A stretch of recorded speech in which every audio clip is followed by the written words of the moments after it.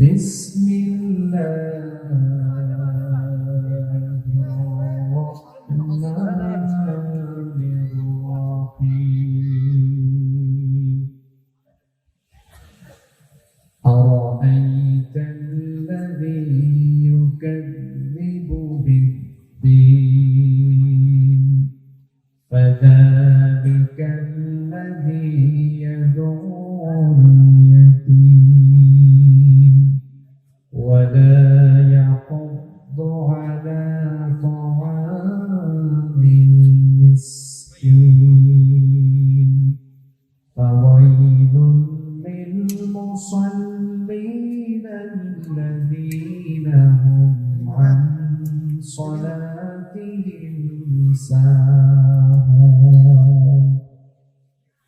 الذين هم يراءون ويمنعون الماعون وقال تعالى في شان حبيبه إن الله وملائكته يصلون على النبي يا أيها الذين آمنوا صلوا عليه وسلموا تسليما কেউ চুপ থাকবেন না সবাই আন্তরিকতার সঙ্গে আমার সঙ্গে দুরূদ পাঠ করেন আল্লাহুম্মা সাল্লি আলা মুহাম্মাদ ওয়া আলা আলি মুহাম্মাদ কামা সাল্লাইতা আলা ইব্রাহিম ওয়া আলা আলি ইব্রাহিম ইন্নাকা হামিদুম মাজিদ اللهم بارك على محمد وعلى آل محمد كما باركت على إبراهيم وعلى آل إبراهيم إنك حميد مجيد ربي زدني علما ربي زدني علما رب اشرح لي صدري ويسر لي أمري واحلل عقدة من لساني يفقه قولي سبحانك لا علم لنا إلا ما علمتنا إنك أنت العليم الحكيم صدق الله العظيم চোখের পলকে তুমি হতে পারো না চিরতরে বন্ধ হবে তোমার নিঃশ্বাস চোখের পলকে তুমি হতে পারো লাশ চিরতরে বন্ধ হবে তোমার নিঃশ্বাস হবে তোমার নাম মুষ্টিদের মাইকে হবে তোমার নাম মুষ্টিদের মাইকে বাড়ি বলা নাই রে বাড়ি নাই রে দুনিয়াতে বাড়ি বলা নাই রে বাড়ি নাই রে দুনিয়াতে বাড়িওয়ালা নাই রে বাড়ি নাই রে দুনিয়াতে বাড়িওয়ালা নাই রে বাড়ি নাই রে দুনিয়াতে তোমার ভয়ে থাকতো মানুষ ছিল বাহাদুরি ভাবনি হাওয়ায় ওরা তুমি যে রঙিন ঘড়ি তোমার ভয়ে থাকতো মানুষ ছিল বাহাদুরি ভাবনি হাওয়ায় ওরা সুতোই টান দিলে বাড়ি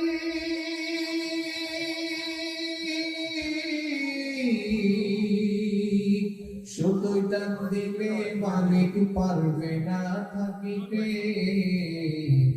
বাড়িওয়ালা নাই রে বাড়ি নাই রে দুনিয়াতে বাড়িওয়ালা নাই রে বাড়ি নাই রে দুনিয়াতে বাড়িওয়ালা নাই রে বাড়ি নাই রে দুনিয়াতে বাড়িওয়ালা নাই রে বাড়ি নাই রে দুনিয়াতে বাড়ি গাড়ি মিল ফ্যাক্টরি টাকার পাহাড় বিলাসিতায় কেটেছে জনম কত অহংকার বাড়ি গাড়ি মিল ফ্যাক্টরি টাকার পাহাড় বিলাসিতায় কেটেছে জনম কত অহংকার দামি কাপড় ছেড়ে রবে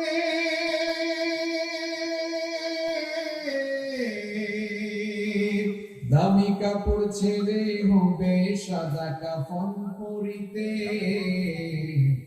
বাড়িওয়ালা নাই রে বাড়ি নাই রে দুনিয়াতে বাড়িওয়ালা নাই রে বাড়ি নাই রে দুনিয়াতে বাড়িওয়ালা নাই রে বাড়ি নাই রে দুনিয়াতে বাড়িওয়ালা নাই রে বাড়ি নাই রে দুনিয়াতে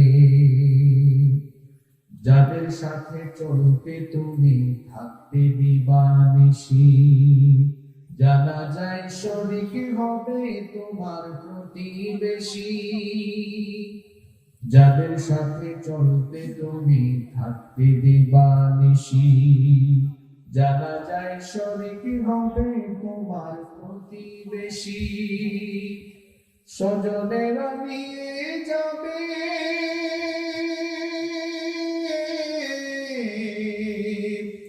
স্বজনেরা নিয়ে যাবে তোমাকে পালকিতে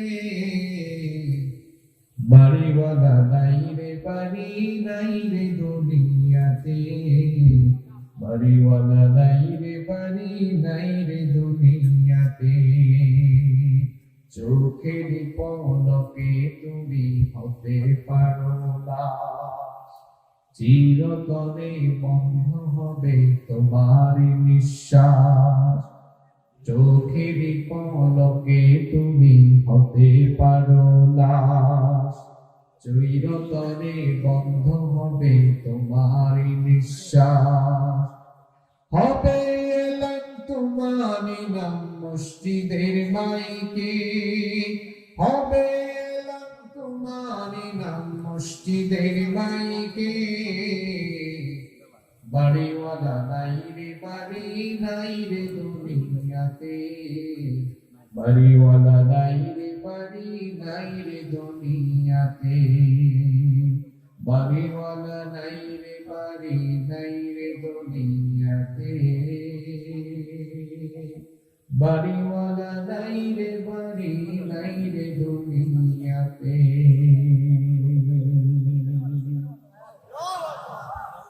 বাংলাদেশের ঐতিহ্যবাহী বগুড়া জেলার গাবতলী উপজেলার অন্তর্গত খুপি মধ্যপাড়া জামে মসজিদের উদ্যোগে আয়োজিত আজকে 10ম বার্ষিক তাফসীরুল কোরআন মাহফিলে সমাপনী অধিবেশনে মোহতারাম সরকার ভাইয়ের সভাপতি অবসরপ্রাপ্ত বিডিআর আলহাজ মোহাম্মদ সাইফুর রহমান নান্নু সহসভাপতিত্ব করছেন অবসরপ্রাপ্ত সিনিয়র ওয়ারেন্ট অফিসার আলহাজ মোহাম্মদ সাইফুল ইসলাম কাকু প্রধান অতিথি জনাব ইঞ্জিনিয়ার রাজু আহমেদ পোস্টারে উল্লেখিত সম্মানিত বরেণ্য অতিথিবৃন্দ আল্লাহ তাআলা সকলকে দ্বীনের জন্য কোরআনের জন্য কবুল করে নেন আমরা সবাই বলি আমিন আমার আগে কোরআন সুন্নাহর আলোকে তথ্যবহুল এবং প্রাঞ্জল ভাষায় আলোচনা পেশ করেছেন আপনাদের অত্র এলাকার একটি সন্তান বিশিষ্ট আলেম দ্বীন মুফাসসিরে কোরআন গণমানুষের প্রিয় ব্যক্তিত্ব গাবতলী উপজেলা পরিষদের সাবেক ভাইস চেয়ারম্যান, জননন্দিত জননেতা জনাব কারি মাওলানা মোহাম্মদ আব্দুল মজিদ হাফেজাহুল্লাহ ওয়া রাআহ। আলেমরা কোরআনের মাঠে মসজিদের মিম্বরে থাকার পাশাপাশি আলেমরা যদি সমাজ এবং রাষ্ট্রের দায়িত্ব পালনে জনপ্রতিনিধি হয়ে জনগণের চেয়ারে থাকে, তাহলে লুটপাট হবে না, দুর্নীতি হবে না। আমার আগে তিনি যে কথা বললেন, চেহারা কি চোরের মতো, ডাকাতের মতো? কিছু চেয়ারম্যান আছে, মেম্বার আছে, চেহারার দিকে তাকানো যায় না, এখন খালাস আছে না নেই? চেহারার দিকে তাকালে মনে হয় কয়েক বোতল গত রাতে মেরে দিয়েছি, ঠোঁটগুলো কালো হয়ে গেছে টানতে টানতে, চোখগুলো কপালের নিচে ঢুকে গিয়েছে জেনা বিচার করতে করতে। আলেমদের চেহারায় নূর আছে না নেই? কারণ দুর্নীতির সাথে সম্পৃক্ততা।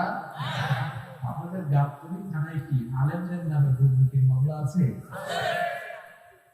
আছে? আলেমদের নামে কি সুদ ঘুষের মামলা আছে? তবে বাংলাদেশের বিভিন্ন থানায় এখন আলেমদের নামে জ্বালাও পোড়াওয়ের মামলা আছে। আমরা নিজেরাও শরম পাই এই কথা বলতে। কেন বলেছি? পুরা একজন মারে একজন, মামলা দেয় আরেকজন। আপনারা বলেন তো, কোনদিন কোন হুজুরকে পিকেটিং করতে দেখেছেন? বোম মারতে দেখেছেন? রাস্তাঘাটে কোন ধরনের বাজে কাজে দেখেছেন? যারা করছেন আলেমদের উপরে এরকম মিথ্যা মামলা দিচ্ছেন, এই দিন শেষ দিন নয়।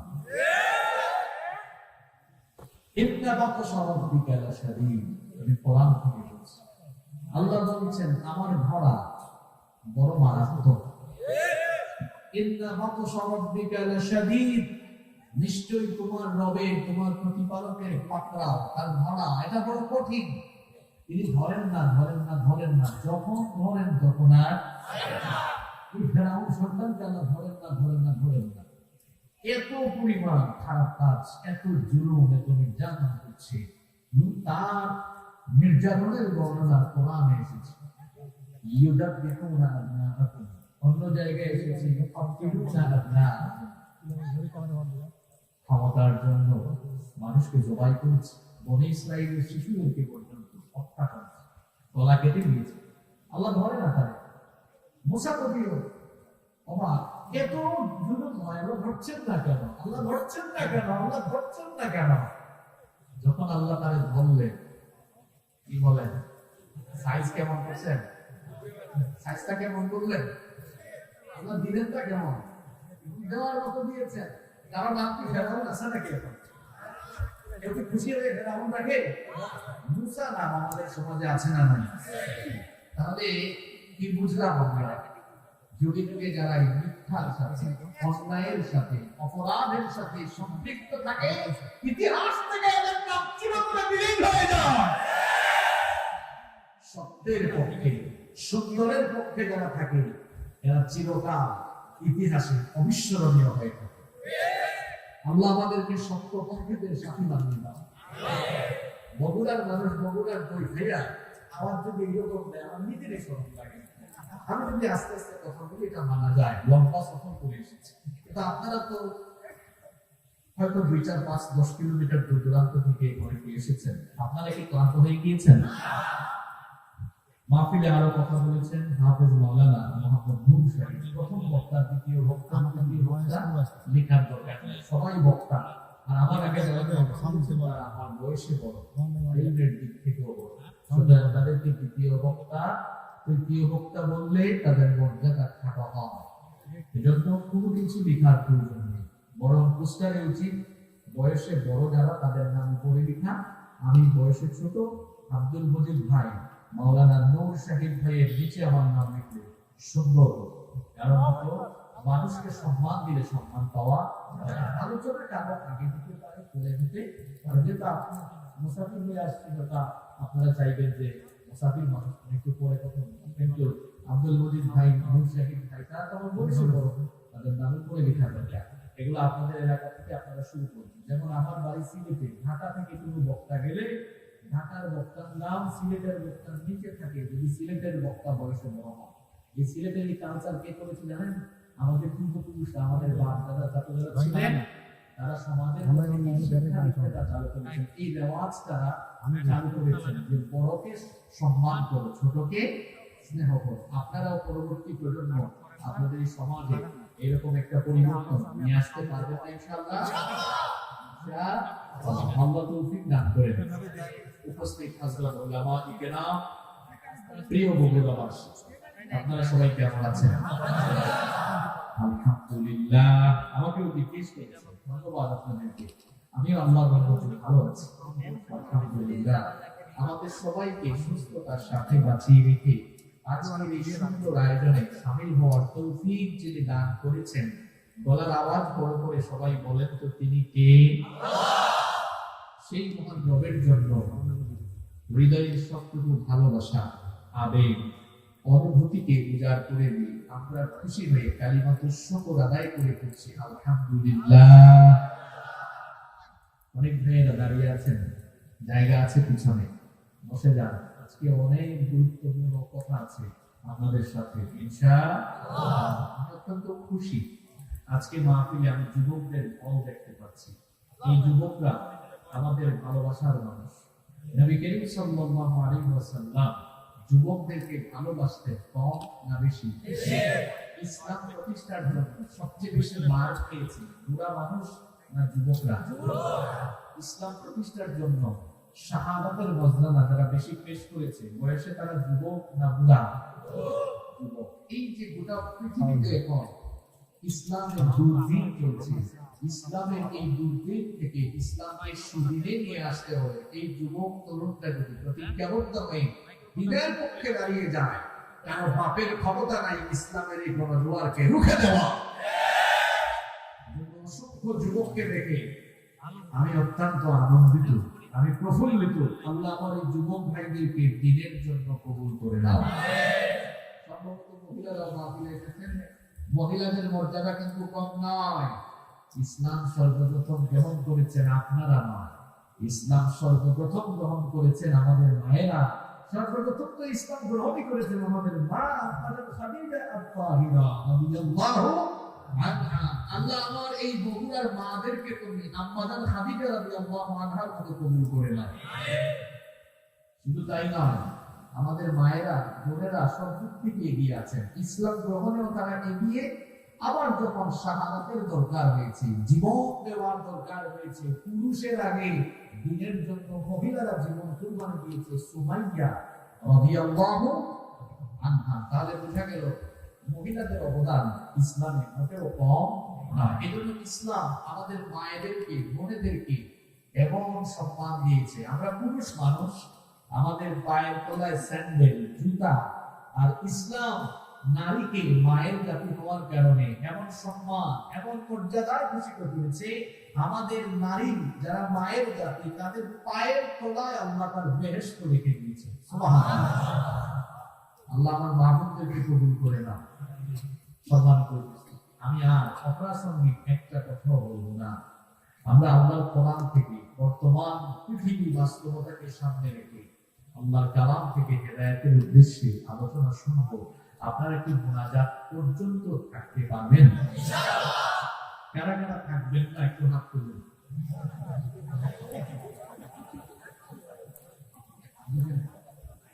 অসুবিধা নেই, যারা হাত তুলেছেন তারা ভুল করে তুলেছেন। আর আমাদের সঙ্গে কোনো মানুষ ভুল করলে আমরা এটা নিয়ে হাসাহাসি করি, কিন্তু আল্লাহ তাআলা এমন নন। ভুল করে কোনো বান্দা যদি আল্লাহর কাছে ক্ষমা চেয়ে নেয়, আল্লাহ তখন ওই বান্দাকে নিয়ে ঠাট্টা করেন না। আল্লাহ তখন বলেন, বান্দা ভুল করেছে, তো কি হয়েছে, তুমি আমার কাছে পাপ চাচ্ছ। দুনিয়ার মানুষ অপরাধী পেলে শাস্তি দেয়, আর আমি আল্লাহ অপরাধীকে পেলে, অনুতপ্ত অপরাধীকে আমি আল্লাহ মাফ করে দিই। সুবহানাল্লাহ। এজন্য ক্ষমা করতে পারা এটা বিরাট মহত্বের গুণ। আমাদের অনেকের অন্তর সংকীর্ণ, ক্ষমা করতে জানে না, প্রতিশোধ পরায়ণ মানুষ আমাদের সমাজের চতুর্দিকে আছে না নাই? কথা বলেন আছে না নাই? নবীজি বলেছেন সকাল সন্ধ্যা অন্তর থেকে হিংসা ঝেড়ে ফেলো, মানুষকে ক্ষমা করতে শিখো। কারণ ক্ষমা করতে পারা এটা বিরাট একটা কোয়ালিটি। ক্ষমা করা, ক্ষমাশীলতা, এটা কার গুণ? আল্লাহর গুণ। এই গুণে আমরা যেন গুণান্বিত হতে পারি, আল্লাহ আমাদেরকে তৌফিক দান করে। প্রিয় উপস্থিতি, প্রিয় বগুড়াবাসী, আমি আজকে এমন একটি সূরা তিলাওয়াত করেছি, এই সূরা সবার ঠোঁটে লাগায়, মানে সবার মুখস্থ আছে। এই সূরাটি মুখস্থ আছে এমন মানুষের সংখ্যা বেশি। মা বোনেরা যারা এসেছেন তাদেরও অনেকের এই সূরাটি মুখস্থ। আপনারা ভাবতে পারেন, হুজুর আজকে আমাদের এই গাবতলীতে আপনি এই সূরা তেলাওয়াত করলেন কেন? এই সূরা তেলাওয়াত করেছি এই কারণে, বর্তমান দুনিয়ার সব বাস্তবতা এই সূরার ভিতরে আছে এবং আমাদের জন্য এই মুহূর্তে করণীয় কি, এখন আমরা কি করব, এই সূরার ভিতরে এই মেডিসিন দিয়েছেন কি আল্লাহ। যেন আমরা আজকে এই সূরা থেকে কথা বলবো, আপনারা মনোযোগী থাকবেন তো? আমি বগুড়ার মানুষকে খুবই ভালোবাসি, বেশ কয়েকটি কারণ আছে। এর মধ্যে একটি কারণ হলো বগুড়ার মানুষ আলোচনায় খুব কনসেন্ট্রেট থাকে, মনোযোগী থাকে, এবং বগুড়ার মানুষ আলোচনার পয়েন্টগুলোকে মুখস্থ করে ফেলে। আলোচনার শেষে তাদেরকে জিজ্ঞেস করলে আলোচনার মুলাখাস বা সামারিও বলতে পারে। গাবতলীর মানুষের কি এই ধারাবাহিকতা রক্ষা করতে পারবেন? পিছন থেকে তো আওয়াজ পেলাম না, পারবেন তো? ইনশাআল্লাহ, আল্লাহ সবাইকে কবুল করে নেন। চলেন আমরা শুরু করি। আজকে যে সূরা থেকে আমরা কথা বলবো, এই সূরাটির নাম হচ্ছে সূরাতুল আল-মাউন। যুবকদের, তরুণদের আওয়াজ একটু বড় হওয়া চাই। সবাই বলেন তো কষ্ট করে, আজকের আলোচ্য সূরার নাম সূরাতুল আল-মাউন। আরেকটু জুড়ে, আল-মাউন। What's the meaning of মাউন? মাউন শব্দের অর্থ কি? এটা আরবি শব্দ। এর অর্থ হচ্ছে গৃহস্থালির প্রয়োজনীয় দ্রব্যাদি। ঘরে যে আমরা ব্যবহার করি এরকম নিত্য প্রয়োজনীয় কিছু জিনিস আছে, যেমন বালতি, গামলা, ব্যাগ, হাঁড়ি, পাতিল, ডেকচি, তারপরে আপনারা এটাকে কি বলেন, ধান কাটে যে কাঁচি, তারপরে আপনার ফসলের মাঠে আগাছা পরিষ্কারের জন্য এটাকে কি বলেন, নিড়ানি, তারপরে আপনার দাও, কুড়াল, খুন্তি, এই যে গৃহস্থালীয় ব্যবহৃত দ্রব্যাদি, এটাকে আরবিতে বলা হয় মাউন। আল্লাহ তাআলা এই গৃহস্থালীর প্রয়োজনীয় দ্রব্যাদির নামে কোরআনুল কারীমে সূরা দিয়েছেন। সুবহানাল্লাহ। কোরআনে গাভীর নামে সূরা আছে, হাতির নামে সূরা আছে, পিঁপড়ার নামে সূরা আছে, মধুর নামে সূরা আছে, আছে না? আজকের সূরা আল-মাউন গৃহস্থালীর প্রয়োজনীয় দ্রব্যাদি। চিন্তা করেন, দরকার নাই। এই সূরার মোট ৬টি নাম আছে। তাফসীরের মধ্যে এই সূরার কয়টা নাম পাওয়া যায়? ৬। দেখেন আমি একটা করে সূরা আল-মাউন। এই সূরার আরেকটা নাম হচ্ছে সূরাতুল ইয়াতীম, কারণ এখানে ইয়তীমের আলোচনা আছে। এই সূরার আরেকটা নাম হচ্ছে সূরাতুল দ্বীন, এখানে দ্বীন বা বিচার দিবসের আলোচনা আছে। এই সূরার আরেকটা নাম হচ্ছে সূরাতুল আওয়াইদা। এই সূরার প্রথম শব্দ আওয়াইদা থেকে চুজ করা হয়েছে, আওয়াইদা। এই সূরার আরেকটা নাম হচ্ছে সূরাতুত তাকবীর, পরকাল অবিশ্বাসী কাফিরদের কথা বলা হয়েছে। এজন্য কোন কোন মুফাসসির বলেছেন এই সূরার নাম সূরাতুত তাকবীর। এই সূরা ৬ এবং সর্বশেষ আরেকটি নাম হচ্ছে সূরাতুল আরাআইতাল্লাযী। এই হলো এই সূরার মোট কয়টা নাম? ৬টা নাম। আমরা সবাই জানি কোরআনুল কারীমে মোট ৩০ পারা আছে। জুড়ে বলেন তো কত পারা?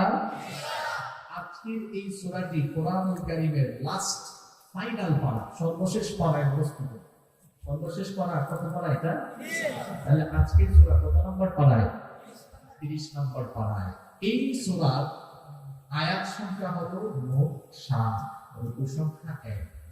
তাহলে একটু আপনাদের থেকে যাচাই করে নিন, আজকের সূরার নাম সূরাতুল আল-মাউন, কত নম্বর পারায়? ৩০ নম্বর। আয়াত সংখ্যা ৪। আমরা শুরু করি। এই সূরার ৭টি আয়াতে ২ প্রকার মানুষ নিয়ে আলোচনা হয়েছে। কয় প্রকার? জুড়ে বলেন, কয় প্রকার? প্রথম ৩ আয়াতে পরকাল বিশ্বাস করে না, এই ধরনের মানুষের চরিত্র নিয়ে আলোচনা করা হয়েছে। শেষের ৪ আয়াতে ঈমানদারের সুরত ধরে তোলে তোলে ইসলাম বিরোধিতা করে এইরকম মানুষের ৩টা বদ স্বভাব আলোচনা করা হয়েছে। মনে থাকবে? চলেন আমরা শুরু করি।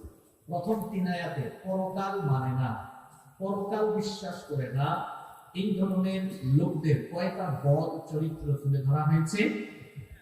হাত দেখে বলেন কয়টা? জোরে কয়টা? চলেন শুরু করি। রব্বুল আলামিন প্রথম আয়াতে বলছেন আরাআইতাল্লাযী ইউকাযযিবু বিদ্দীন। আরাআইতা, আপনি কি দেখেননি? আপনি কি তার ব্যাপারে জানেন না? আল্লাহ প্রশ্ন করছেন তার নবীকে। তবে আল্লাহ তাআলা এটা নিয়ে আমাদেরকেও অ্যাপ্রোচ করছেন, কারণ নবীজির মাধ্যমে কোরআন আমরা পেয়েছি, ঠিক কি না? আল্লাহ বলছেন আপনি কি দেখেন না? আপনি কি তার ব্যাপারে জানেন না? কার ব্যাপারে? আল্লাযী ইউকাযযিবু বিদ্দীন, যে দ্বীনকে মিথ্যা বলে প্রতিপন্ন করে। দ্বীন, আমাদের দ্বীনের নাম কি? কবরে যাওয়ার পরে এই প্রশ্নটা আছে না নাই? মা দীনুকা, দ্বীনের নাম কি? দ্বীনের নাম হচ্ছে দ্বীন, হচ্ছে ব্যাপক অর্থবোধক একটি শব্দ। তবে এই সূরায় দ্বীন শব্দটি পরকাল অর্থে ব্যবহার হয়েছে। বিচার দিবস, প্রতিদান দিবস, কর্মফল দিবস। এই বিচার দিবসের মালিক কে? বিচার দিবসের মালিক, তার পরিচয় আপনি কোরআন খুললেই সর্বপ্রথম পেয়ে যাবেন। যেই সূরা দিয়ে আমরা নামাজ আরম্ভ করি, সবাই বলেন তো ওই সূরাটার নাম কি? সূরাতুল ফাতিহা। এই সূরা ছাড়া নামাজ আরম্ভ করা যায়? এজন্য এই সূরাটা আমাদের সবারই মুখস্থ আছে। এই সূরা যখন আপনি তিলাওয়াত করবেন, বিচার দিবসের মালিকের পরিচয় পেয়ে যাবেন। একজন ভাই চুপ থাকবেন না, আমার সঙ্গে পড়েন। আল্লাহ বলছেন আলহামদুলিল্লাহি রাব্বিল আলামিন আর রাহমানির রাহিম মালিকি ইয়াউমিদ্দিন। আল্লাহ তাআলা বলছেন আলহামদুলিল্লাহি রাব্বিল আলামিন, সমস্ত প্রশংসা কার? তার পরিচয় হলো রব্বুল আলামিন, তিনি হচ্ছেন জগৎ সমূহের প্রতিপালক। তার পরিচয় হচ্ছে আর রহমান, তিনি হলেন রহমান, তিনি হলেন দয়াবান। তার পরিচয় হলো আর রহিম, তিনি হলেন মেহেরবান। তার পরিচয় হচ্ছে মালিকি ইয়াউমিদ্দিন। তার পরিচয় হলো তিনি হচ্ছেন বিচার দিবসের মালিক। বিচার দিবসের কর্তৃত্ব, বিচার দিবসের পাওয়ার, বিচার দিবসের ক্ষমতা কারো হাতে থাকবে না। বিচার দিবসের সকল পাওয়ার যার কাছে থাকবে, গলার আওয়াজ বড় করে বলেন তিনি কে? এজন্য কোরআন কারীমের ৮২ নম্বর সূরা সূরাতুল ইনফিতারের ১৭ নম্বর আয়াত থেকে আল্লাহ তাআলা বলছেন ওয়ামা আদরাকা মা ইয়াউমুদ্দিন সুম্মা মা আদরাকা মা ইয়াউমুদ্দিন। আল্লাহ তাআলা বলছেন আপনি কি জানেন বিচার দিবস কি? অতঃপর আমার হাবিব আপনি কি জানেন বিচার দিবস কি? আল্লাহ প্রশ্ন করে আল্লাহ নিজেই জবাব দিচ্ছেন ইয়াউমা লা তামলিকু নাফসুন লিনাফসিন শাইআ ওয়াল আমরু ইয়াউমা ইযিন লিল্লাহ। আল্লাহ তাআলা বলছেন ইয়াউমা লা তামলিকু নাফসুন লিনাফসিন শাইআ, সেই দিন কোনো মানুষের কাছে কোনো ক্ষমতা থাকবে না। এখন তো আমাদের হাতে ক্ষমতা থাকার কারণে মাঝে মাঝে আমরা ন্যায় বিচারে হস্তক্ষেপ করি। এই জন্য দেখা যায় বিচারের নামে সুবিচার, ন্যায় বিচার না করে মাঝে মাঝে অবিচার দেখা যায়। মাঝে মাঝে নিরপরাধ মানুষগুলোকে বিচারের নামে অবিচার করে তাদেরকে ফাঁসির কাস্তে ঝুলিয়ে দেওয়া হয়। মাঝে মাঝে দেখা যায় আমাদের কাছে ক্ষমতা থাকার কারণে বিচারের নামে আগ্রাসন চালিয়ে আলেমদেরকে জেলখানায় বন্দী করে রাখা হয়। জেলখানা তো বানানো হয়েছে চোরের জন্য, ডাকাতের জন্য। জেলখানা বানানো হয়েছে টেন্ডারবাজদের জন্য, দুর্নীতিবাজদের জন্য, চাঁদাবাজদের জন্য। কিন্তু দেখা যায় চোর, ডাকাত, দুর্নীতিবাজ, চাঁদাবাজ, টেন্ডারবাজেরা মুখ খোলারা জেলখানার বাহিরে আছে, আর কুরআন হাদিসের দায়রা কেউ মাতৃভূমি ছেড়ে দেশের বাহিরে, কেউ বা আবার অন্ধকার প্রকোষ্ঠে বছরের পর বছর জেলখানায় আছে। আমাদের হাতে পাওয়ার থাকায়, ক্ষমতা থাকায় মাঝে মাঝে আমরা বিচারের নামে অবিচার করে ফেলি, বিচারের নামে প্রমোশন চালিয়ে ফেলি। কিন্তু আল্লাহ বলছেন বিচার দিবস, কিয়ামত দিবস, পরকাল দিবসে কোন মানুষের হাতে কোনো ক্ষমতা থাকবে না। ইয়াউমা লা তামলিকু নাফসুন লিনাফসিন শাইআ, কেউ কারোর জন্য কোনো কিছু করতে পারবে না। কোনো মানুষের কোনো উপকারে আসবে না, কেউ কাউকে কোনো সহযোগিতা করতে পারবে না। কারণ হলো সেই দিন ক্ষমতা যার কাছে থাকবে, আল্লাহ বলছেন ওয়াল আমরু ইয়াউমা ইদিল লিল্লাহ,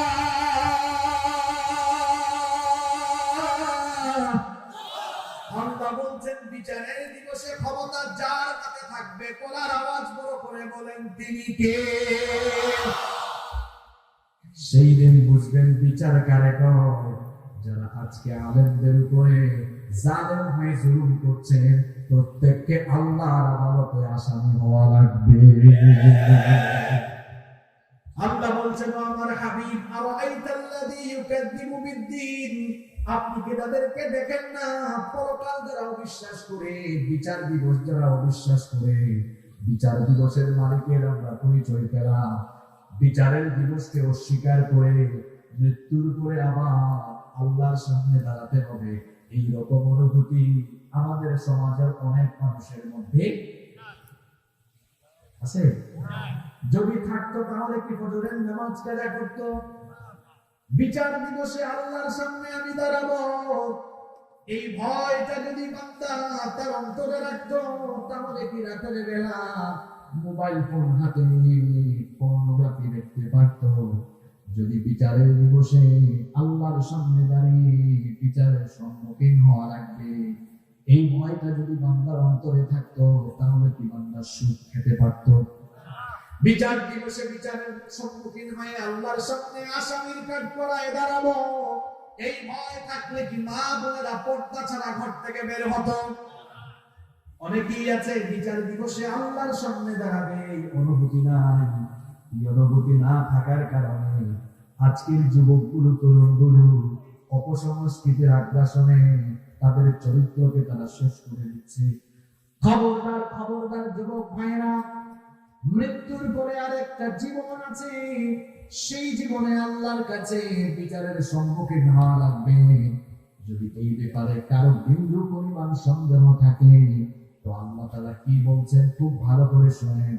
কোরআনুল কারীমের 22 নম্বর সূরা, সূরাতুল হাজ্জ 5 নম্বর আয়াতে রব্বুল আলামিন বলছেন ইয়া আইয়ুহান নাসু ইন কুনতুম ফি রাইবিন মিনাল বা'থি ফাইন্না খালাকনাকুম মিন তুরাবিন সুম্মা মিন নুতফাতিন সুম্মা মিন আলাকাতিন সুম্মা মিন মুদগাতিন গায়রা মুখাল্লাকাতিন লিনুবাyyিনা লাকুম ওয়া নুকিরু ফিল আরহামি মা নাশাউ ইলা আজালিন মুসাম্মা। আল্লাহ তাআলা বলছেন, হে মানুষ, এই দুনিয়ার জীবনের পরে তোমাকে আবার বিচার দিবসে আল্লাহর বিচারের সম্মুখীন হতে হবে। এই ব্যাপারে তোমার যদি কোনো সন্দেহ থাকে, তোমার যদি কোনো সংশয় থাকে, তো শোনো, তুমি কি এমন একটা সময় অতিবাহিত করো নাই যখন তোমার নাম ছিল না, ঠিকানা ছিল না, ঘর ছিল না, বাড়ি ছিল না, কিচ্ছু ছিল না। আল্লাহ মানুষের নামে কোরআনে একটা সূরা দিলেন, সেই সূরার নাম হচ্ছে সূরাতুল ইনসান। ওই সূরার প্রথম আয়াতে আল্লাহ বলেছেন হাল আতা আলাল ইনসানি হিনুম মিনাদ দাহরি লাম ইয়াকুন শাইআন মাযকুরা। আল্লাহ বলছেন তোমার জীবনে কেমন একটা সময় ছিল না যখন তুমি উল্লেখযোগ্য কিছুই ছিলে না, অস্তিত্ব পর্যন্ত ছিলে না, বান্দারে কেমনে আমি তোমার অস্তিত্ব দিয়ে তোমাকে বানালাম। শোনো, পুরুষের এক ফোঁটা স্পাম, এক ফোঁটা নাপাক পানি থেকে আমি তোমাকে বানানো আরম্ভ করলাম। ওই স্পাম ফুটাকে, শুক্রাণু ফুটাকে আমি ফি করারিন মাকিন, তোমার মায়ের জরায়ুর ভেতরে সুরক্ষিত জায়গায় রেখে দিলাম। এরপরে সেই নাপাক পানি ফুটাকে আমি জমাট বাঁধা রক্তে পরিণত করলাম। অতঃপর সেই জমাট বাঁধা রক্তকে গোশতপিণ্ড বানালাম। এরপরে সেই গোশতপিণ্ডকে বড় একটা হাড্ডিতে রূপান্তর করলাম। এরপরে সেই হাড্ডির উপরে আমি গোশতের পোশাক পরিয়ে দিলাম। তখনও তোমার অঙ্গ প্রত্যঙ্গ ছিল না। এবার আমি চোখ দিলাম, নাক দিলাম, ঠোঁট দিলাম, কান দিলাম, হাত দিলাম, পা দিলাম, সুন্দর একটা স্ট্রাকচার দিয়ে তোমার মায়ের পেটের ভেতরে আমি আল্লাহ তোমাকে বানালাম। এরপরে ওয়ানকিরু ফিল আরহামি মা নাশাউ ইলা আজালিন মুসাম্মা, তোমার মায়ের রেহেমের ভেতরে আমি তোমাকে নির্দিষ্ট একটা সময় পর্যন্ত রেখে দিলাম, 9 মাস 10 মাস। সেই অবস্থান যখন শেষ হলো, সুম্মা নুখরিজুকুম তিফলা, ছোট্ট একটা বাচ্চার সাইজে তোমার মায়ের পেটের ভেতর থেকে বের করে তোমাকে আমি দুনিয়ার আলো বাতাস দেখিয়েছি। সুবহানাল্লাহ। এই যুবক ভাইরা শোনো, তাহলে যেখানে আপনি এক ফোঁটা পানি ছিলেন, এমন নাপাক পানি যা বের হয়ে গেলে গোসল ফরজ হয়ে যায়, ওই রকম এক ফোঁটা নাপাক তরল পানি থেকে যিনি আপনাকে এত সুন্দর স্ট্রাকচার দিয়ে বানালেন, ওই আল্লাহ বলছেন, তুমি যে বিচার দিবসে আমার সামনে দাঁড়াবে না, মরার পরে আমি যে তোমাকে আবার জীবিত করব, এমন চিন্তা তোমার মাথায় কেমনে আসে বান্দা? যেখানে অস্তিত্বহীনতা থেকে এত সুন্দর অস্তিত্ব দিয়ে তোমাকে আমি বানালাম। এবার আমি তোমাকে প্রশ্ন করছি, শোনো, আলাইসা যালিকা বিকাদিরিন আলা আন ইউহয়িয়াল মাউতা, যিনি তোমাকে অস্তিত্বহীনতা থেকে অস্তিত্ব দিয়ে এত সুন্দর করে বানালেন, সেই আল্লাহ কি তোমার মতো মানুষ মরে যাওয়ার পরে হাড্ডি গুড্ডি অস্থি পিঞ্জরা আধা হয়ে গেলেও তিনি কি আবার তোমাকে জিন্দা করতে পারবেন না? পারবেন? যুবকদেরকে বাস্তব উদাহরণ দিয়ে বুঝায়, তারা বুঝবে আমার হাতে এটা কি, আমার হাতে এটা কি। এই ফোন নষ্ট হয়ে গেছে, এটা অন হয় না। বগুড়ায় গেলেন, বগুড়ায় একটা মোবাইল মার্কেটের নাম বলেন তো? সপ্তপদী, সাতপদী নাকি সপ্তপদী? আচ্ছা, ওই সপ্তপদীতে গেলেন, 7 রাস্তার মাথা না, 7 রাস্তার মাথা আমি চিনি, যাই হোক, ওখানে আপনি ফোন নিয়ে গেলেন, মোবাইল ঠিক করে তাকে আপনারা মিস্ত্রি বলেন না কারিগর বলেন? নিকার বলেন, নিকার নিয়ে নিকারকে বলেন, ভাই আমার এই ফোন তো অন হয় না, নষ্ট হয়ে গিয়েছে, এটা কি ঠিক করে দেন তো। নিকার এবার ফোন হাতে নিয়ে মোবাইলের ভেতরের পার্টস গুলা সব খুলে ফেলছে। আপনি তো আর নিকার না, এটা দেখলে আপনার মাথা হ্যাং করবে, হ্যাঁ হ্যাঁ সব দিকে খুলে ফেলছে। দেখবেন সে কাজ করার পরে যা খুলছে সব আবার ঠিকঠাক মতো লাগায় জুড়াও দিয়ে দেবে, তাই না? তো এই যে নিকা মোবাইল ফোন খুলে তারপরে প্রত্যেকটা পার্টস আলাদা হয়ে যাওয়ার পরে আবার জোড়া তালে গিয়ে মোবাইল ঠিক করে দিল, এই জ্ঞানটাকে দিয়েছেন কি?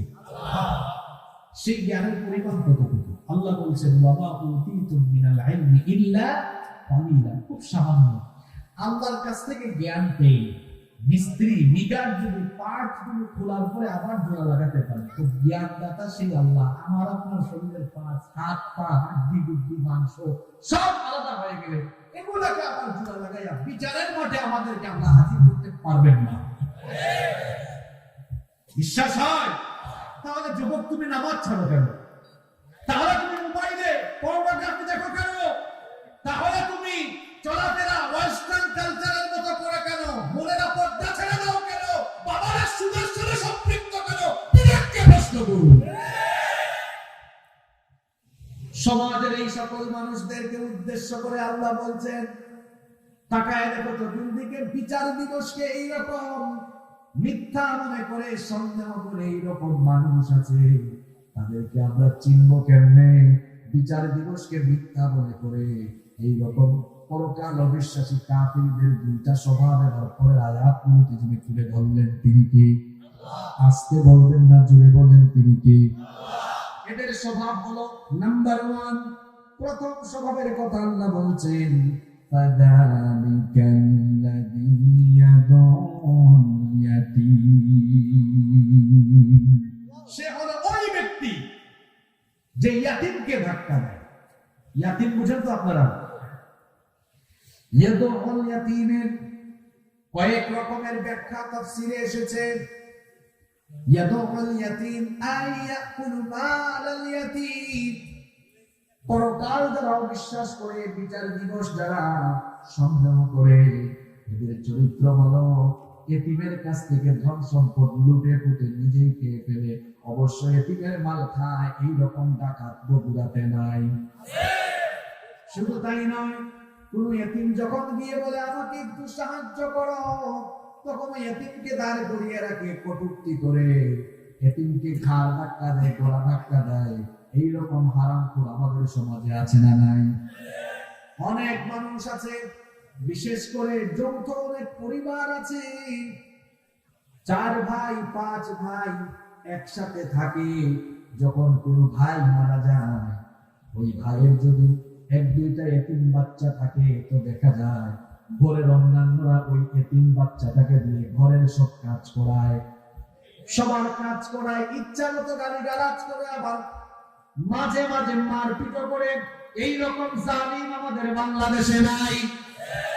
আল্লাহ বলছেন, আরাআইতাল্লাযী ইউকাযযিবু বিদ্দীন, আপনি কি তার ব্যাপারে জানেন না যে বিচার দিবসকে মিথ্যা মনে করে তার স্বভাব হলো ফাযালিকাল্লাযী ইয়াদউল ইয়াতীম।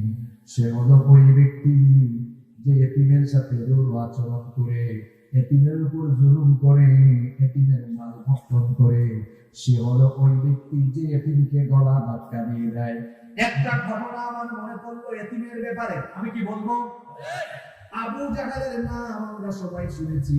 এই আবু জাহালের আন্ডারে একজন এতিম ছিল, কাজী আবুল হাসান মাওয়ারিদি, তারা আলামান নবুওয়ার ভিতরে এই ঘটনা বর্ণনা করেছেন। আবু জাহালের কাছে এক এতিম থাকতো। ওই এতিমের মাল সম্পদ আবু জাহাল হস্তগত করে ফেলল। ওই এতিম ছেলেটি একদিন আবু জাহালের কাছে গেল, গিয়ে বলল, আবু জাহাল, আমি এতিম মানুষ, তুমি আমার সব সম্পদ দখল করে ফেলেছো, কিছু সম্পদ আমাকে দিয়ে দাও, যাতে করে আমি আমার জীবন চালাতে পারি। আবু জাহাল এতিম ছেলেটার কথায় কোনো কর্ণপাত করলো না। এই চিত্র দেখছিল অন্যান্য কিছু কুরাইশ কাফেররা। তখন এই চিত্র যখন দেখছিল, তারা দেখলো যে অবস্থাটা কি হয়, আমরা একটু দেখি। এতিম ছেলেটাকে আবু জাহাল দূর দূর করে তাড়িয়ে দিল। ছেলেটা বিষণ্ণ মন নিয়ে যখন চলে যাচ্ছিল, কুরাইশ কিছু কাফের এই ছেলেটাকে ধরলো। তারা চিন্তা করলো, ভেজালের মধ্যে আরেকটু ভেজাল আমরা লাগাইয়া দেই। দেখবেন গ্রামে গ্রামে কিছু মানুষ আছে, কোথাও কোনো ঝগড়া হইলে মীমাংসা করে না, আগুন লাগলে ঢালার কথা পানি, কিন্তু তারা গিয়ে থাকে কেরোসিন। এইরকম মানুষ অবশ্য আমাদের এই গ্রামে নাই। এই লোক এখানে আছে, এই লোক কিন্তু যুগে যুগে সব জায়গায়। এই কাফেরগুলো চিন্তা করলো, ভেজালটা একটু গরম করে দেয়। এবার তারা ওই এতিম ছেলেটাকে বলল, শোনো, আবু জাহাল যে তোমার ধন সম্পদ গুলো হস্তগত করেছে, সেটা তোমার ধন সম্পদ দিচ্ছে না, এ ব্যাপারে অভিযোগ নিয়ে যাও মুহাম্মদ সাল্লাল্লাহু আলাইহি ওয়াসাল্লামের কাছে। কারণ নবীজি এবং আবু জাহালের মধ্যে সমস্যা আছে, কম না বেশি? তারা ছিল বেশির মধ্যে হয় না, আর একটু বেশি। এজন্য তারা বলল, এতিমকে বলল, তুমি তার কাছে যাও। এতিম ছেলেটা আবার নবীজির কাছে গেল। নবীজিকে গিয়ে যখন তার পুরো ঘটনা বয়ান করলো, নবীজি কেঁদে ফেললেন, দাঁড়িয়ে গেলেন। কারণ একজন এতিমের কষ্ট আর একজন এতিম বুঝে। আমার নবীও ছিলেন এতিম, এজন্য আল্লাহ সূরা দুহার মধ্যে বলেছেন, আলাম يجدك يتيما فآوى নবী আমি কি আপনাকে এতিম অবস্থায় পাইনি, তারপরে কি আমি আপনার আশ্রয়ের ব্যবস্থা করিনি? জন্মের আগেই বাপ হারিয়ে তিনি এতিম হয়েছেন, এরপরে 6 বছর বয়সে মাও হারিয়েছেন, 8 বছর বয়সে দাদাও হারিয়েছেন। যিনি এতিম তিনি কেবল এতিমের ব্যথা বুঝবেন। এজন্য আল্লাহ তার নবীকে বলেছেন ফাআম্মাল ইয়াতীমা ফালা তাকহার, এতিমকে গলা ধাক্কা দিও না, এতিমের সাথে রূঢ় আচরণ করো না। এতিম বাচ্চাটি যখন নবীজির কাছে এই কথা বলল, নবীজি বললেন শোনো, আমি তোমার এই সমস্যার সুরাহা করে দিব, সমাধান করে দিব। নবীজি আবার এতিম ছেলেটার হাত ধরে আবু জাহেলের বাড়িতে গেলেন। কি ব্যাপার? আবু জাহাল সব সময় নবীজিকে দেখলে ক্ষিপ্ত হয়ে যায়, কিন্তু সেই দিন আবু জাহাল নবীজিকে দেখে দাঁড়িয়ে গেল, নবীজিকে সুন্দর করে রিসিভ করলো, সুন্দর করে অভ্যর্থনা জানালো। কুরাইশ অন্যান্য কাফেররা মনে মনে ভেবেছিল এবার একটা গন্ডগোল লাগবে, কিন্তু দেখা গেল উল্টা চিত্র। আবু জাহাল নবীজিকে রিসিভ করলো, ওয়েলকাম করলো, তারপরে বলল আপনি কেন এসেছেন? নবীজি বললেন এই এতিম ছেলেটার মাল আপনি হস্তগত করেছেন, তার মাল তাকে ফিরাইয়া দেন। আবু জাহাল বলল ঠিক আছে, এতিম ছেলেটার মাল আমি এতিমকে দিয়ে দিচ্ছি। এতিম ছেলেটাকে তার মাল দিয়ে দিল, নবীজি চলে গেলেন। অন্যান্য কাফিররা এসে বলল কি ব্যাপার আবু জাহাল, তুমিও কি আজকে মুহাম্মাদের দ্বীন গ্রহণ করেছো নাকি? মুহাম্মদ এসে যা বললো তুমি তো তাই করে ফেললা। আবু জাহাল এবার তো আমি তো জান বাঁচানোর জন্য কাজটা করছি। এবার তারা বললো জান বাঁচানোর জন্য কাজ করেছো, তার মানে বুঝলাম না। আবু জাহাল বলল মুহাম্মদ যখন আমার দিকে ওই ছেলেটাকে হাত ধরে নিয়ে আসতেছিল, আমি দেখলাম তার ডান কাঁধে একটা তলোয়ার আর বাম কাঁধে আরেকটা তলোয়ার আমার দিকে তাক করে আছে। আমার মনে হলো আমি যদি এতিমের সম্পদ এতিমকে না দিতাম, তাহলে ওই তলোয়ার আমার শরীরে বিদ্ধ হয়ে যেত। আল্লাহু আকবার! এই ঘটনাটা বলেছি আমি দুইটা কারণে। একটা কারণ হলো নবীজি দাওয়াতি ময়দানে কাফেরদের উপরেও তার চারিত্রিক প্রভাব বিস্তার করতে পারতেন।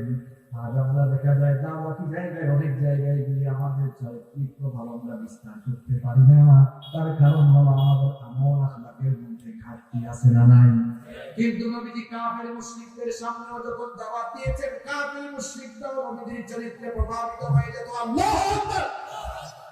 তারা নবীজির বিরোধিতা ঠিকই করতো রাজনৈতিক কারণে, কিন্তু নবীজিকে তারা সত্যবাদী জানতো, আমানতদার জানতো, বিশ্বস্ত জানতো। আর এই ঘটনা বলার আরেকটা কারণ হলো যেই সময় এই সূরা নাযিল হয়েছে, তাহলে বোঝা গেল ওই যুগের ওই সময়ের নেতা নামক খেতারা তারাও এতিমের মাল দখল করে খাইতো, ঠিক কিনা? এই যুগে এতিমের মাল খাওয়া পার্টি এখন আর নাই। আল্লাহ বলেছেন ইন্নাল্লাযীনা ইয়াকুলুনা আমওয়ালাল ইয়াতামা যুলমান ইন্নামা ইয়াকুলুনা ফী বুতুনিহিম নারা ওয়া সায়াসলাউনা সাঈরা। আল্লাহ তাআলা বলেন নিশ্চয়ই যারা অন্যায়ভাবে এতিমের মাল ভক্ষণ করে তারা যেন তাদের পেটের মধ্যে জাহান্নামের আগুন ঢুকায়। এরা হচ্ছে জালিম, এদেরকে জাহান্নামের শাস্তি যিনি ভোগ করাবেন তিনি কে? আল্লাহ বলেছেন খবরদার খবরদার, এতিমের মাল অন্যায়ভাবে আত্মসাৎ করো না, এতিমের মাল অন্যায়ভাবে মেরে খেও না, এতিমের উপর জুলুম করো না। আল্লাহর হাবিব বলেছেন এতিমকে গালি দিও না, কারণ আমি নবী নিজেই এতিম হয়ে এসেছি। এতিমের সাথে বদ আচরণ করো না। নবীজি বলেছেন এতিমের দেখাশোনা করো, এতিমের লালন পালন করো, এতিমকে ভালোবাসো, এতিমকে স্নেহ করো। নবীজি বলেছেন আনা ওয়া কাফিরুল ইয়াতীমি ফিল জান্নাতি হাকাদা ওয়া দাম্মাস সাবাবাতি ওয়াল মুসতা। এই দুইটা আঙ্গুল একসাথে করে নবীজি বললেন সাহাবীরা শোনো, আমি আল্লাহর নবী আর এতিমের দেখাশোনা করা ব্যক্তি কিয়ামতের দিন এভাবে একসাথে এক জান্নাতে থাকবো। এতিমের সাথে আমরা কি খারাপ আচরণ করব না এতিমকে ভালোবাসবো? এতিমকে ভালোবাসবেন, একজন সাহাবী এসে বললেন, ওগো আল্লাহর হাবিব, আমার দিল পাথরের মতো শক্ত হয়ে গিয়েছে, আমার চক্ষু দিয়ে পানি আসে না, আমার দিল নরম হয় না। নবীজি বললেন, যখন তুমি হাঁটবা, এতিম তালাশ করবা, এতিম পাইলে এতিমের মাথায় হাত বুলাইয়া দিবা, এতিমের মাথায় হাত বুলাইয়া দিলে আল্লাহ তোমার অন্তরকে নরম বানিয়ে দিবে। যদি আপনাদের দিলের মধ্যে কালিমা লেগে যায়, দিল যদি শক্ত হয়ে যায়, গুনাহ যদি বারবার করতে মন চায়, এতিমের দিকে তাকাবেন, আরে আপনার আব্বা আছে, আপনাকে ঈদের সময় কাপড় কিনে দেয়, এতিম ছেলেটার মেয়েটার কোনো আব্বা নাই, তাকে কেউ কাপড় কিনে দেয় না, আপনাকে আপনার বাপ মা হাতে ধরে ধরে নিয়ে স্কুলে দেয়, মাদ্রাসায় দেয়, এতিম বাচ্চাটাকে কেউ স্কুল মাদ্রাসায় দেয় না, আপনার আব্বা আম্মা আপনাকে মুখে তুলে খাওয়ায়া দেয়, এতিম ছেলেটাকে মেয়েটাকে খাওয়ানোর কোনো মানুষ নেই। আপনার বিয়ে শাদীর ব্যবস্থা আপনার মা বাবা করে, কিন্তু সমাজে এমন অনেক এতিম ছেলে মেয়ে আছে, তাদের বিয়ে শাদী হচ্ছে না, আছে না নাই? আমি যখন ছাত্র ছিলাম, সেই 2012-13-14 সালের কথা বলছি, তখন আমি বিভিন্ন সামাজিক সংগঠন এলাকায় প্রতিষ্ঠা করে বহু এতিম ছেলে মেয়েদের বিয়ে, আমি বিবাহের ব্যবস্থা করি। যা আপনাদেরকে উৎসাহিত করার জন্য বলছি, গত 7-8 মাস আগেও একটা এতিম মেয়ে সম্পূর্ণ বিবাহের ব্যবস্থা করে, তার বিবাহের ব্যবস্থা দিয়ে দিচ্ছে। কেন? নবীজি বলেছেন, এতিমের দেখাশোনা করো, এতিমকে সহযোগিতা করো, আমার সাথে জান্নাতে থাকতে। নবীজির সাথে জান্নাত চান না কে? দেখি হাত তুলেন। বাদাম খাইলে অনেকের মনে পড়েছে, কারা কারা বাদাম খেতে দেখবেন, মাটি থেকে উঠার পরে দেখবেন শুধু বাদামের বাকল পাওয়া যাবে। বাদাম খাইতেছে, বুট খাইতেছে, না খাইলে আবার চামাচামি করলে একটু ঘুম যাবে। ঠিক আছে না কথা? তাই এতিমকে সহযোগিতা করবেন তো যুবক ভাইরা। এই বয়সে অনেক ছেলে কিন্তু সারাদিন খেলা দেখে। এই যে এখন একটা বিশ্বকাপ শুরু হয়েছে, এটা থেকে সকালবেলা আরম্ভ হয়, বিকালেও শেষ হয়, এরা সারাদিনই খেলে। তো সারাদিন যদি খেলে, এরা কাজ করবে কখন? পৃথিবীকে যারা নেতৃত্ব দিচ্ছে, তাদের দেশে ক্রিকেট ফুটবল নিষিদ্ধ, ইসরায়েলে এইসব নিষিদ্ধ। তারা, আপনারা যখন ক্রিকেট খেলা দেখেন, ফুটবল খেলা দেখেন, তারা প্রযুক্তি বানাই দিয়েছে। তারা আপনাদেরকে বলছে যে পুরো খেলা নিয়ে থাক, আর আমরা পৃথিবী নামক বল নিয়ে খেলে সবাইকে বুঝি। কি যুবকরা ঘুমাসে না কথা কথায় ঢুকে? আপনারা পাবজি খেলান, তারা আপনাদেরকে পাবজি আর বাবজিতে আসক্ত করে রেখেছে। কত ছেলে এখানে আছে 24 ঘন্টার মধ্যে 18 ঘন্টা ফেসবুক চালায়, টিকটক চালায়, আবার টিকটক হয়, টিকটক পোলা একটা ইহুদির বাচ্চা আপনাদের মতো বয়সে পড়াশোনা করবেন, একটা ইহুদির বাচ্চা 12-14 বছর বয়সে সে কোনো প্রযুক্তি আবিষ্কার করতে পারে কিনা এই ধান্দায় থাকে। আর আমার দেশে 16-17 বছরের ছেলেরা তারা ফেসবুকে মেসেঞ্জারে কোন মেয়েকে কুটাকুটি করবে এই চিন্তায় থাকে। খুব ভদ্র, মানে সত্য কথা স্বীকার করে নিচ্ছে। মাটিতে ঠিকের আওয়াজটা যত বড় হয়, কিভাবে যদি আমাদের আমলের মধ্যে গিয়ে ভিড়টা রাখতো, ধাক্কাটা রাখতো, আমার সমাজ বদলে যেত। যুবক ভাইদেরকে বলছি, ছাত্র ভাইদেরকে বলছি, পড়াশোনায় মন দাও, পড়াশোনায় মন দাও।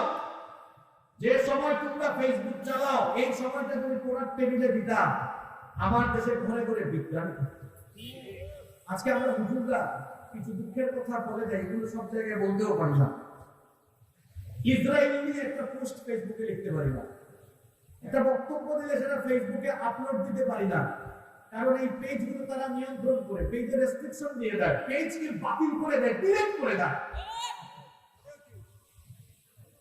অনেকে বলে এই হুজুররা দেখি ইসরায়েল নিয়ে কোনো কথা বলে না, সকাল সন্ধ্যায় কথা বলে। আপনি অনলাইনে দেখেন না, দেখবেন কেমনে? আমরা তো আছি চিপার ভিতরে, চিপার ভিতরে আছি, আমরা কিছু বলতে পারি না।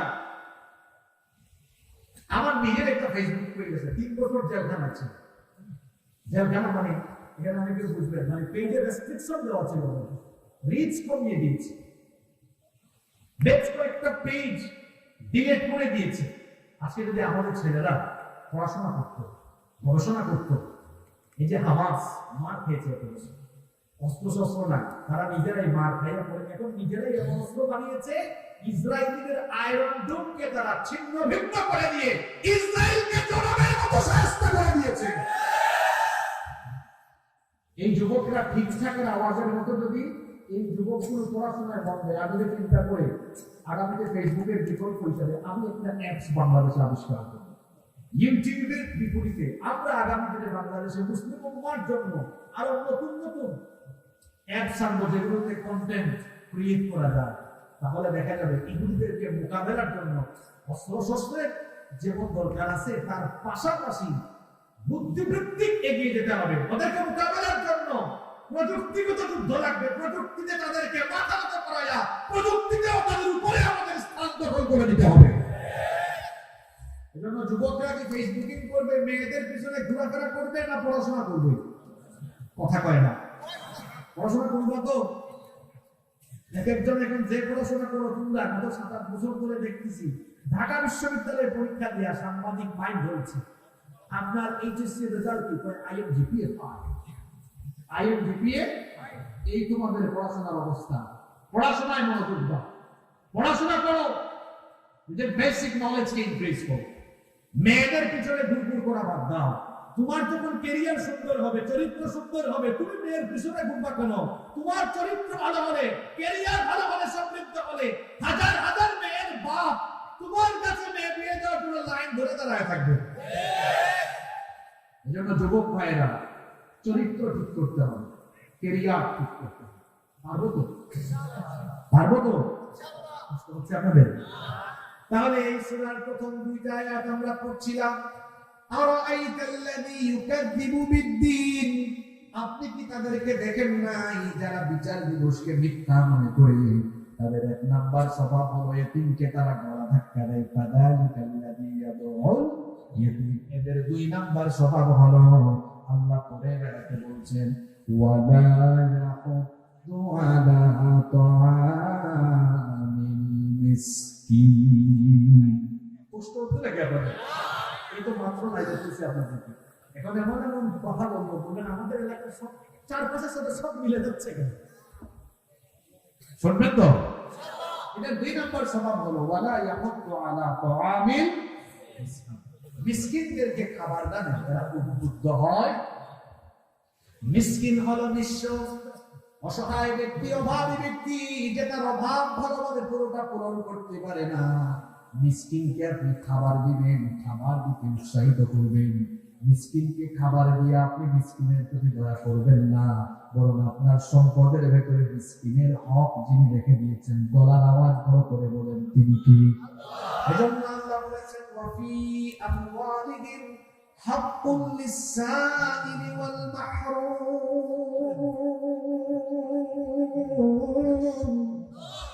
ধনবান মানুষদের ধন সম্পদের ভেতরে অভাবী বঞ্চিতদের একটা হক রেখে দিয়েছেন যিনি, সবাই বলেন তিনি কি?